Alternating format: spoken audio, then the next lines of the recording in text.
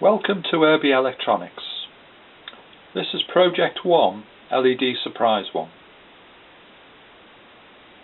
The light emitting diode slowly changes colour over about 30 seconds. The circuit is made on a base of foam board.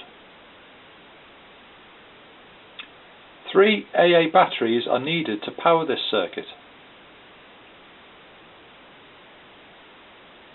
The same circuit is used in Project 7, but Project 7 is constructed on trackboard. More information is available on the website. Thanks for watching.